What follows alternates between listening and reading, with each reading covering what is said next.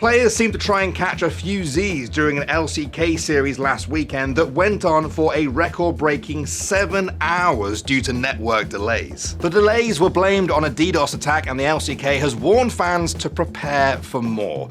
Perhaps with a pillow. Here's the full story.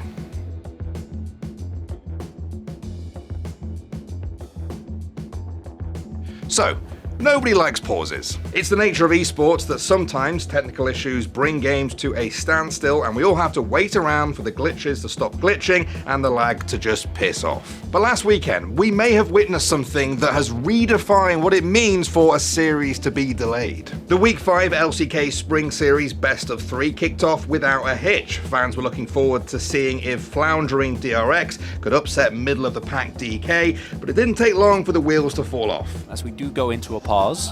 Not entirely sure what this pause is about right now, but we will let you know as soon as we have any sort of idea. That pause lasted 20 minutes, but things were only just getting started. Game 1 saw 2 further pauses that caused the game to more than triple in length. It is not even 26 minutes yet. It's more like an hour and 26 minutes as the Nexus will go down in what is actually just Game 1. At this point, the LCK issued a statement saying ping issues had affected some of their devices and that they'd be issuing refunds to all those in attendance. Fans began to suspect that the servers were suffering from a DDoS attack, basically someone flooding their server with internet traffic that overwhelmed the network. Game 2 somehow managed to start with a pause immediately, which went on for an hour, and when the game was finally resumed, it managed to continue on for all of 2 minutes. That was our... Oh. That's not good, everyone. Oh no. That shouldn't come as a surprise, but that's definitely not a good sign. The teams then hobbled into Game 3 over 3 hours behind schedule. The final game saw the series' 6th pause, at which point the cameras locked on to DK Showmaker as he seemingly tried to grab a few Zs, while an on-screen message assured viewers that admins were investigating network issues. And this weariness was affecting both teams. Fans also captured DRX's Rascal attempting to get some shut-eye during one pause. People were seriously wondering at this point, when is this series ever going to end? 6 hours after the start of Game 1, the series hit its 7th pause, and everyone lost what little sanity they had left. It's been an emotional day, and you can imagine here at LOL Park, emotion. Oh my God, no! Have a wonderful day and take care.